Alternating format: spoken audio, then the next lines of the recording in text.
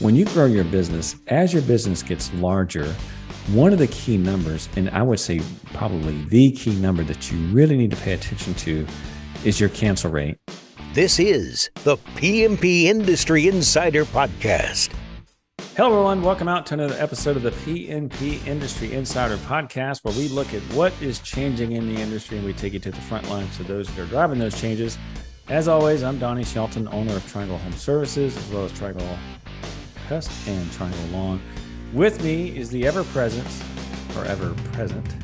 Mr. Dan Gordon. Dan, would you like to say hello, introduce yourself, our sponsors, and our topic? I am very excited about our topic today, and this is going to be a good one because I think it's probably one of the most important topics that we've ever done in terms of growing a business ever. And I don't say that lightly, and I'm not being like over the top here when I say that. I do believe it is one of the most critical things you can watch as you grow a business. So with that, I do believe you're correct. Hello, everybody. It's Dan Gordon with PCO Bookkeepers, PCO M&A Specialists, Fractionalized CFO, M&A Consulting, and introducing our sponsors, our good friends over at Coal March by WorkWave. If you're interested in digital marketing, give them a call or visit them on their website, coalmarch.com. For your insurance needs, Pest. Lots of clients who use them, general liability, auto, workers' comp, other types of insurance. That's pestsure.com. And what are we talking about today? So today, the title of our talk or our discussion is why cancels are the key to growth, right? Which is a total contradiction in terms. yes. Thank you. My smoothie has arrived. Oh my gosh. Why cancels are the key to growth, and which is a total contradiction. And it's kind of interesting. You know, we've talked about cancels before. We've talked about how they affect growth when you're smaller, how you can definitely outsell them. As you get larger, it becomes more and more difficult. And I think that that's the discussion that we're going to have today. And Donnie, if you would like to kick this off. Yes. So a couple things. We're going to be talking a lot about numbers in this episode. If you are listening to us, I'm going to do my best, my level best, to try to make sure the math makes sense. If you are on YouTube, I would highly recommend, if you're on YouTube, I would highly recommend that you watch this episode. We're going to be pulling up some spreadsheets. In fact, I'm going to pull up our spreadsheet now, one of our first spreadsheets, which is, it's a spreadsheet on why you can't outgrow cancels. And I think Dan and we're going to have a really, really good topic, a really good conversation about this. I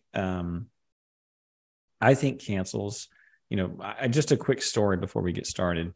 When I was Donnie, just so that you know, I'm looking at your outline, which is you're not looking at my sauce. Oh, I can't do that podcast. Okay, right? so I am. We're so darn organized. I am the outline. so. Yes, I know why, because it shared my desktop and not my actual. Gotcha. Is that better? Much better. Oh my gosh! You know what? We're just a bunch of professionals over here, ladies and gentlemen. So if you are watching, our podcast is not well, we're not well polished. We're not putting a ton of money into the technology. We put our efforts into the content, and it shows, ladies and gentlemen. It shows. So yes. Go ahead. So what I've got here is a spreadsheet, and what it's showing is it basically paints the story of how cancels can absolutely kill your business. And I want to start this by basically talking through, if you go on, say, some regiment where you decide, hey, I'm going to lose weight, or I'm going to get in shape, or I'm going to do whatever, one of the things that I have learned, and by the way, don't follow my example, but one of the things I have learned, and it's this old adage that is in the, throughout the weight loss industry, is you can't outrun a bad diet, meaning that you can work out all day long. Years ago, I used to go run 6 miles on a treadmill, and I'd get done and I'd be at 1,000 calories. You can go to McDonald's and whack that out and just a couple of burgers and some fries and you're done, right? And so the whole idea is that it doesn't matter how hard you work out. The real magic is happening in what you eat. So that, I want to use that metaphor because it absolutely is a great one in terms of growing your business. when you grow your business, as your business gets larger, one of the key numbers, and I would say probably the key number that you really need to pay attention to, is your cancel rate. And by the way, I'm talking about this because right here at Triangle right now, I don't ever want anyone to think that I've got everything figured out. We're having an issue with this, and we're getting back on top of it. We used to look at this number like a hawk. We did a couple of CRM changes, which I know I've talked about several times in this podcast. And as a result of that, we lost some data. Now we're getting our data back, and I'm pulling this number back up, and it is ugly. I mean, super ugly. But anyway, so that was what prompted this episode. But if you look at this graph, there's a little graph down here at the bottom where the blue is total sales and the red are cancels. And what you'll find is that as your accounts go up, if you maintain a standard cancel rate, eventually you will hit a size where you simply cannot outsell your cancels. And so when you look at, and I'm going to try to talk people through who are just listening, what this spreadsheet shows is it shows your average revenue per customer. It shows an average cancel rate. It shows your cost per sell, and then it shows your cost per sell increase. And I used very conservative numbers. And then I base out a sample company starting it at 3.5 million. And then showing like, okay, based on that, if you have a marketing budget of 15%, and so Dan, I'm just going to walk you through this just so you're following it as well.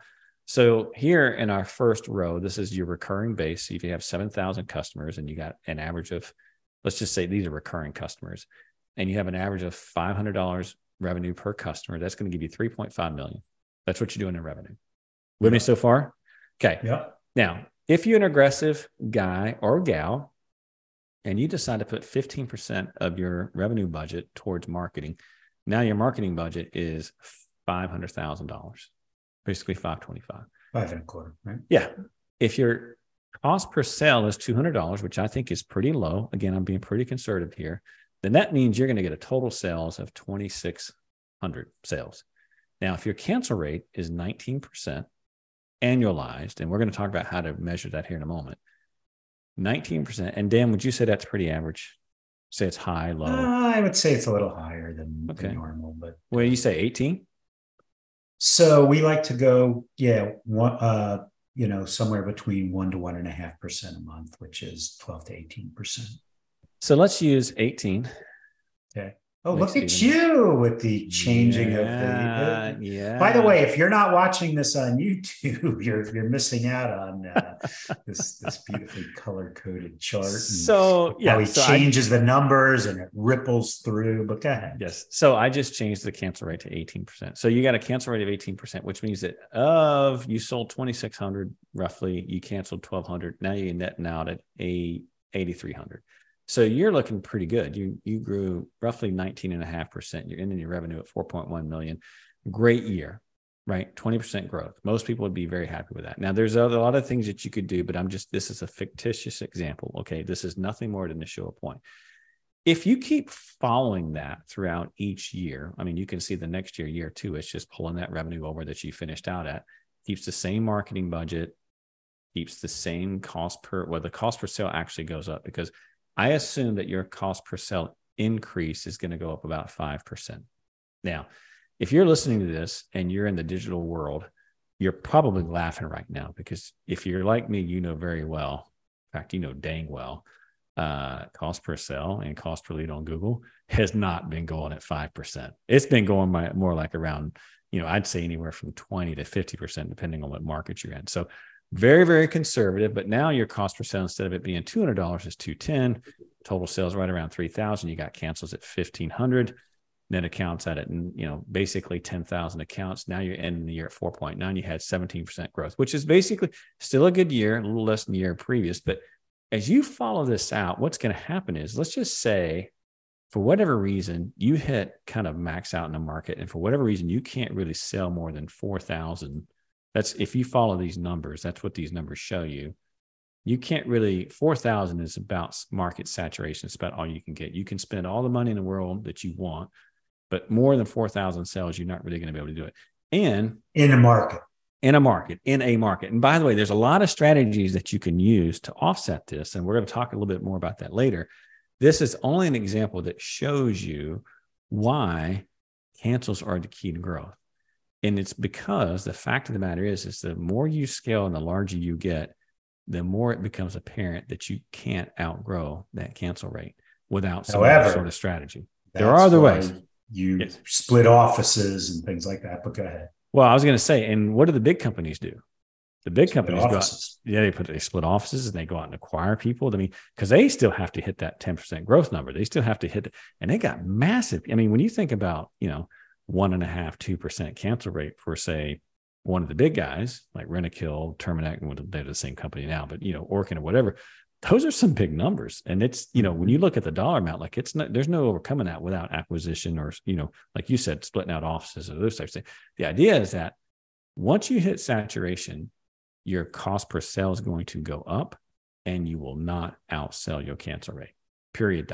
And so that's what this graph is showing. So I'm not going to spend a ton of time on it. I'll link this up on the website if you want to go. Yeah, but follow it through. So just yes, what's kind of interesting. So explain why you went in year 7 to 14% spend, and then yes. So as you get larger, what you're going to find is that you can't really add more money to marketing and it moved the needle. And so I used 15% up until you're right at about 7.5 million. And then the next year I reduced that budget down to 14%, which, by the way, I think these are aggressive numbers for marketing. This is for someone who's really trying to grow the business. Very aggressive. Yeah. Nobody's spending this kind of money on marketing that's a mature business. Well, I wouldn't say nobody. Except for trying. Except for triangle. So the reality of it is that when you're going to hit a point in diminishing returns where, and I see this in marketing a lot. Now, look, everyone knows that, I'm not driving cold march anymore, but I've seen it multiple times where you hit a point where you could throw another $1 million in your marketing budget and it's just simply not going to move the dial. It's just not. And so you can see as you get larger, this marketing budget is going to come down as a percentage of overall revenue, where if you're at a $10 million company, you're spending 12% on marketing, that's a $1.2 million marketing budget. Period. I mean, it's a massive marketing budget.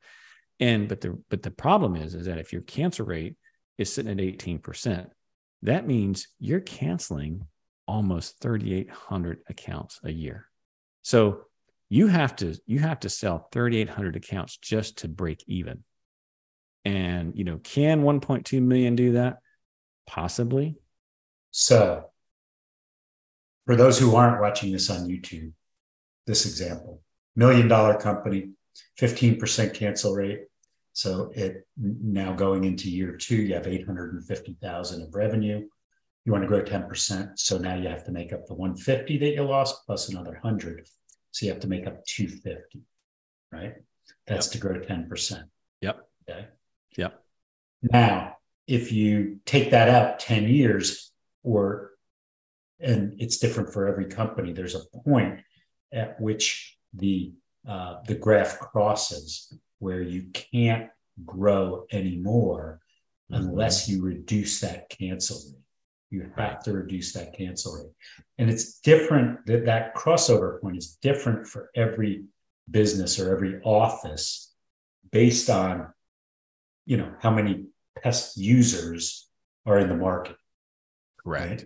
That's exactly right. So the strategy, whatever the strategy, you have to reduce the cancels either through, technicians, trying to, talk to customers about, more touch points, or having a cancel, your salespeople going after the cancels, and, whatever you can do to reduce those cancels, that this graph will happen, but it'll happen at a much bigger point where you might not get to. So hopefully you can, not get to this point. We've seen it happen as well, especially with very quick growing companies. Absolutely. Because they usually have large cancel rates. So. And there's some strategies that you can employ. I mean, one would be customer service, right? Another one could be a price increase, right? If you're able to increase your average revenue per customer, well, then you don't need as many accounts to generate the same or more revenue numbers. I mean, and then there's splitting off offices, right? There's this whole idea that you're constantly creating a growth engine where the upside is way bigger than the downside. And what I mean by the upside is your ability to sell or to acquire is that gap between your cancels is, you can create that gap. That was one of the reasons that we went into lawn care, is because it was a way to keep the growth coming on the business for us. Now, talk to me later if I'll tell you if that was a great idea. I'm still trying to figure that out. You are growing revenue, right? But we are absolutely growing revenue, and we're growing it fast. And so point being is that I wanted to show this graph and I wanted to show this spreadsheet because, the reality of it is that if you're not here yet, I'm sure there's probably a lot of our listeners listen to this and shaking their head. Yes, this is absolutely correct.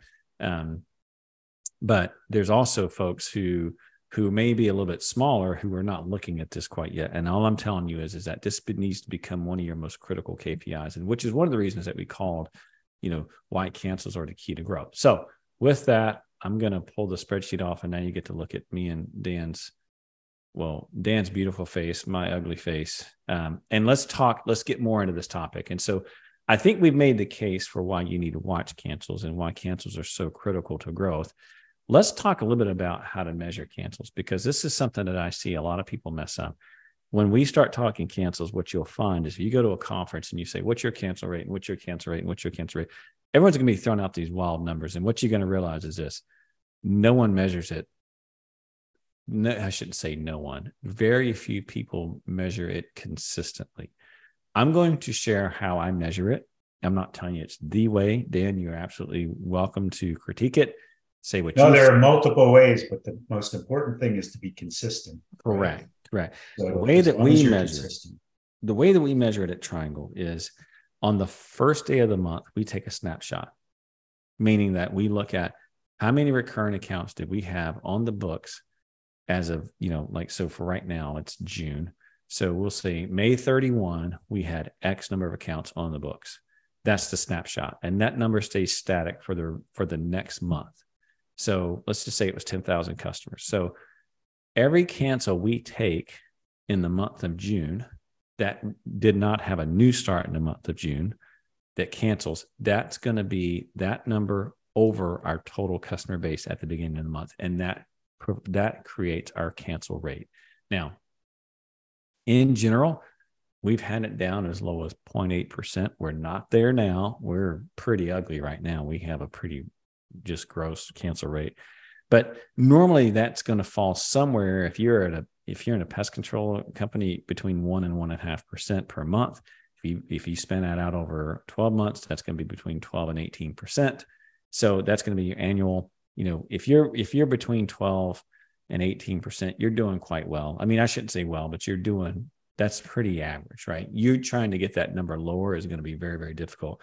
Back in the days when we were running 0.8% a month, we were doing an awful lot, and we're working towards getting back to that. But, like most things, when you don't look at something, it gets out of line and gets out of whack. And that's exactly what happened with us. And so that's how we measure it, Dan. I'm not sure if you guys measure it a different way or if there's another way. The only difference that I measure, so there's a couple of ways. We don't do it using the first day of the month. We use it the first day of the year. And so, you're constantly judging this year. So I start with 100 accounts, and, in July, if I'm at 100 and, you've got to have the beginning plus additions minus the cancellations, and then you get to your number, and that way you do it. That's the other thing is, which I kind of like, but we don't do it as a, for a metric for, when people ask us, especially in M&A world, right, what's your cancellation rate? One of the things that we do is first year cancellations versus after first year cancellations, because there's a million reasons, but usually first year cancellations are significantly more than if you've had them renew or come on the second year. We found our breaking point is that if we could get them over 18 months, we would typically keep that account unless it was a real move, not a fake move, which we'll talk about later. And you got that account, assuming that you don't screw it up or they don't move. But so we talked about pests for lawn. I think the average is between 2 and 2.5%. So, the cancels are way higher in that industry. They don't always have to be that way. I've seen folks who've had, similar cancel rates to pest. I wouldn't say that's the average, Dan. I don't know what you see with that, but I mean, we generally do see it as higher. It's interesting because how you value a pest controller or lawn care or any business is basically there's a couple of factors, and one of them is the top line growth as well as EBITDA growth and whatnot. And what happens is if you're falling off at a greater rate, your value, that there's an economic model that you use. If you're falling off at a greater rate, then that cash flow, that stream of cash is worth less. And that may be a reason why lawn care companies are worth less than pest control companies. Listen, lawn care companies, the valuations have risen quite a bit in the past year and a half or so, but they're definitely not where pest control companies have peaked out at. And I'm not sure that I ever see them getting there, but I think it's because of that attrition rate being higher. So you have to replace those customers every year. Right. The important point here is that whatever you do, just be consistent in how you measure it. We measure it based on the month. We take a snapshot at the end of the month. We take our cancels that were part of that. We don't take the cancels that, like, for example, let's just say someone starts and cancels within the same month. Those don't get counted. It's of that data set that we took a snapshot of at the end of the month. What of that data set got canceled? And that's what we use as our cancel rate. And generally speaking, we're around between 1 to 1.5. We're up at 2 right now, which I'm not liking at all. And we've got a lot of things in place that we're bringing that back down. Let me ask you a question. Why? Is it quality? Is it? No, I think it's a lot of the economy, but I don't buy it. Well, it's not the economy. I mean, a lot of it is kind of self-inflicted. Here at Triangle, we're doing a lot of changes. We're doing a lot of changes with our people. We're doing a lot of changes with our programs. We've obviously increased prices. And so we're just kind of going through and revamping the business. And part of that, we're revamping the customer. And we did a small acquisition on lawn. We brought all those people up to our current pricing. And as you can imagine, that went over like a fart in church. So, it's just things that, it's just things that we're doing that we're, it's causing the customer base to churn a little bit more than what we like. But I imagine by the end of July, 1st of August, that'll all be settled down. So you've got the target percentage. So first of all, there's measuring it, right? How are you going to measure it? There's the targets that you're going for, whatever target that is. And by the way, you don't have to use those percentages. If you decide to measure it a different way, you'll come up with whatever your average should be. Just be consistent. And then the last thing I would say is make sure that you don't forget that there is seasonality, and seasonality absolutely has an impact on cancel rates. One of the things that we see is in the wintertime, obviously, especially on the restarts, like if we go to restart our mosquito programs or whatever come spring, our cancel rates will be a little bit higher. And so just don't forget that, you're going to have seasonal spikes with cancels as well. And that's just part of the game. So, okay. Next thing. So there's obviously you can't outgrow a bad cancel rate. There's measuring cancels. There's knowing what your target percentages are. And then there's the next thing, which I think is knowing the reasons. And I hate, loathe, despise. Everybody moved. Everyone moves, man. I tell you what, like everyone moves. And so I will tell you for us, our top 3, number 1 is moved. Number 2 is not interested. Number 3 is price or some sort of financial thing, like they couldn't pay it or whatever. What I will tell you from my own experience is, generally speaking, I think about half of the moved actually moved. I think a lot of times moved is, not interested or whatever. But the idea here is that you do keep track. And I'm sure most CRMs now, when you take a cancel, you can mark it and tag it as to what the reason should be. And I would be a little more like when it comes to marketing and when it comes to some of these sources, like I'm pretty general and I don't want a whole lot. I mean, 5 to 10 at most. On cancel reasons, this is one where I'm okay with there being a lot of reasons, because I actually want to know. I'm trying to get out of the moved category. I've not been very successful at this one, because What's the issue with moved, Dan? Why is moved such a popular category? Because you can't fight it and people don't want confrontation. And that's exactly. So you're not going to be able to get out of it. You're going to, so what are you going to say? Are you sure you're moving? Exactly. You're not. Exactly. I've heard people say that, or they send someone to the house or whatever. I don't know if any of that crap works. We've never done that. I certainly don't want to put a customer in that situation. And the last thing I want to do is leave a bad taste in their mouth. We do ask them if they're moving within our service territory. We offer them, a free switch. I mean, there's several things that we try to do to retain that customer. But the fact of the matter is that you absolutely should be tracking your reasons. And if you can, add a lot of reasons so that you can really dig into why people are canceling. The other thing I'll add to this is that I'm always shocked at, and this is a different topic, I don't want to go too far down the road, but what I think people are going to cancel when we do a price increase versus what actually happens. It's always way better than I anticipated. I hope I continue my run on this, but usually it's like, I think the world's going to end. We do a price increase, and generally speaking, it's nowhere near the when you're in a nickel and dime pest business like pest control and lawn care, and you raise it fractions of nickels and dimes, nobody cares. The thing I would say is a lot of people don't care. Raising your prices $2 or $3 is not going to be the make or break of the deal. The caveat I would add to that is that if you're in a highly knocked area, which we are, you just need to make sure that your service, your customer service is way up there, because the fact of the matter is that you will outprice people knocking on the door. And if you don't have a tie back to the customer, if you're not out there, you're not very responsive on your callbacks and those types of things, you're going to have a lot of moves. You have a lot of people moving.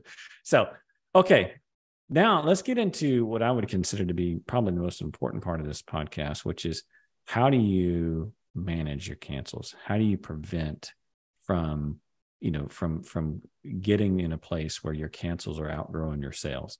I will tell you that we've already talked about a couple, which is acquiring other companies. That certainly helps because you get a boost. And if you can do that and you got the cash to do that, or you got the bank financing or whatever, I think that's a great strategy. Second thing is that you can do price increases. I think it's a fantastic strategy to do, mainly because if your cost per sale is going up, your revenue needs to be going up so that you can maintain the gap. In that example that I used on the spreadsheet, I did not change the revenue over that 15-year period. Now, if you did a few selective price increases, chances are, you're going to maintain a gap, and you may go a little bit further when you don't, where you don't cross over where you can't outsell it, but your growth rate absolutely will go down. But I will tell you, on the digital side, I have seen increases of 40 to 50% now for the last 3 years. And I don't know any company that can do that kind of price increase across the board to maintain the gap. I know there's some other markets where folks are, they're not seeing as much price increases, but we're certainly seeing them in our markets, and we're in some pretty big markets. So price increases, acquisitions. The other thing I would tell you is that I would be very aware, and I would have some policies in place when, if someone calls in, you empower your front line. A lot of folks want to go on a defensive and say, well, you can't cancel, or I'm going to charge you this, which may be true for, a 12-month, 18 months, maybe even a 24-month contract. But the fact of the matter is that when you look at your cost per sale, let's just say now your cost per sale is $250 or it's $300 or whatever that is, which I would say is probably pretty standard. $300, I think, is fairly standard. If you're down at 200, congratulations. If you're lower than that, you need to keep going, right? But when you think about how much it takes to replace that customer, there's nothing wrong with you spending $100 to save that customer. Now, there's going to be some people who are going to take advantage of that, and they may run out that $100. They may do something where, they let's just say you offer them 2 months of free service and they end up canceling anyway. But the fact of the matter is that when you do the math, it makes zero sense for you to fight that customer and not offer them something. Even just take your current cost per sale and just turn it in half, and now that's what you've got. to play with. The one thing that I would keep an eye on are those customers that you offer some sort of special deal. What you don't want to do is train your customers to go all the way to the end because they know that the special deal is coming, right? So you want to vary that. Yeah, that's exactly right. That's exactly right. So my point here is that empower your front line. Think about your replacement costs. Look at your cost per sale, and just make certain that you put something in place where you try your best to save that customer. The second, or not the second, I don't know what number I'm on. I think I'm on number 4 now. Years ago, we did a deep dive on cancels back when we were having a problem with this. And what we found is that people canceled at the 6-month point. They canceled at their contract anniversary, which is at 12 months, and then at 18 months. And I think once we got past 18 months, we were good to go. So on month 5, we would call that customer and say, hey, how are things going? Just want to check in, blah, blah, blah.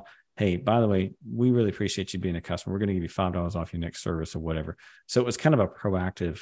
It ended up getting expensive. We stopped doing it. I'm questioning why we did that.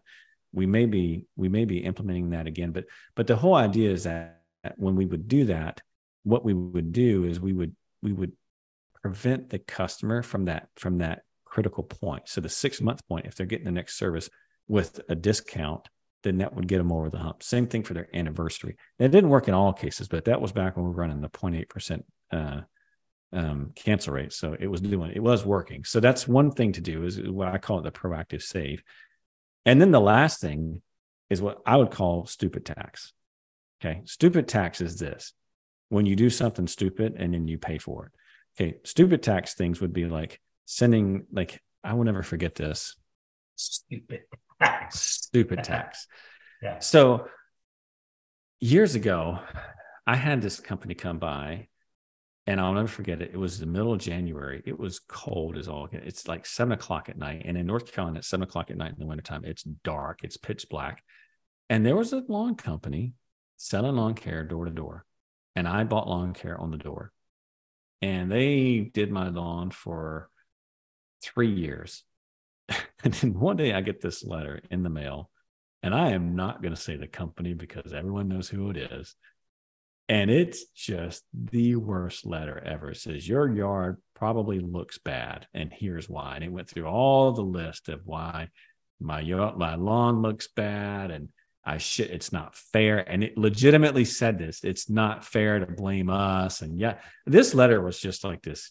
And it put such a bad taste in my mouth. I called them and canceled them.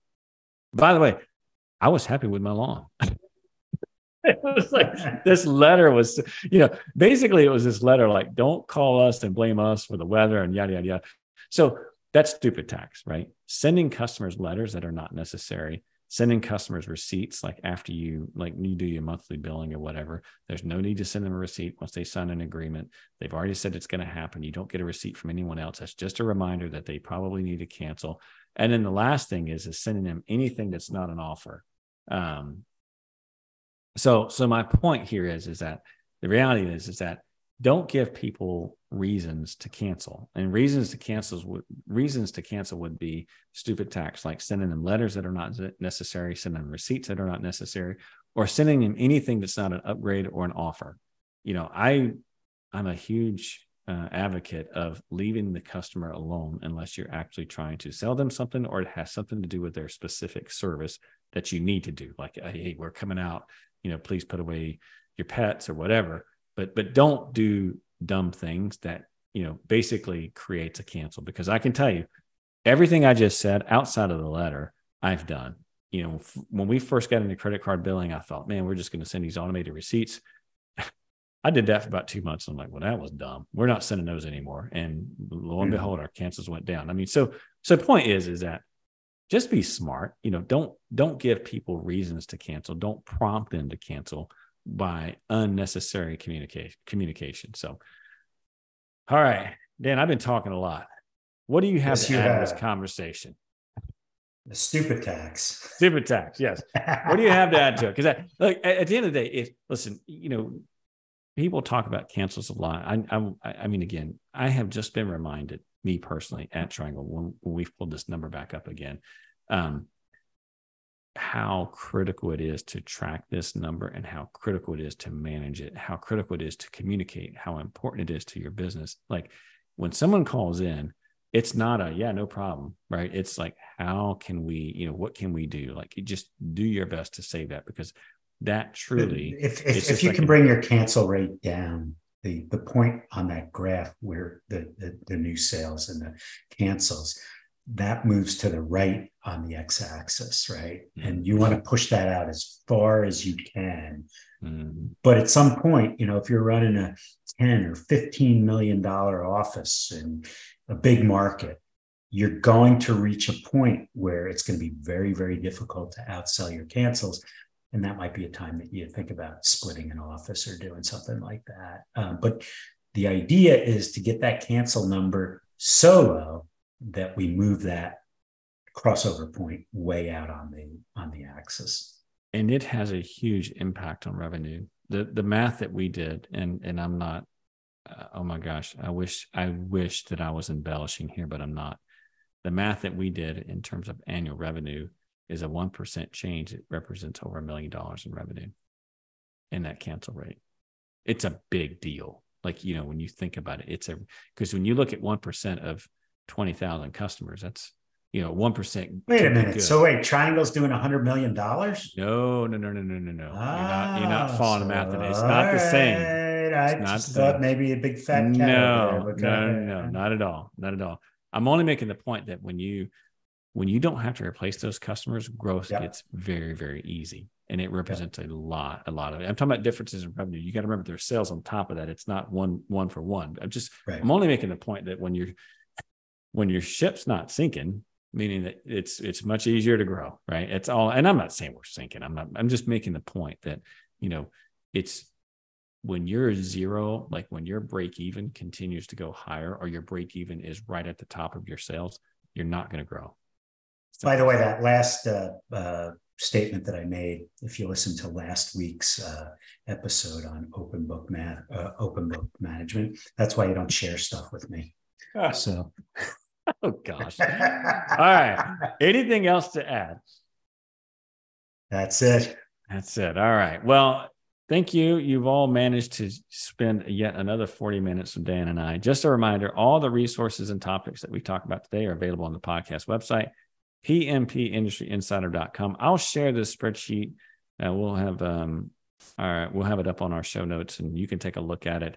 And take a look at that spreadsheet. I got to tell you, it's not often that I compliment Donnie, but he put together a really good spreadsheet. Yes. Well, find errors in it, critique me, and then send all the hate mail to Dan. And with that, we always appreciate any ratings and reviews that you can give us, no matter how you give it to us via Apple, Spotify, whatever, even on YouTube. And like I always say, if you have complaints, send those to Dan. And with that, we're out. We'll talk to you next time. We'll see ya. See ya. Bye-bye.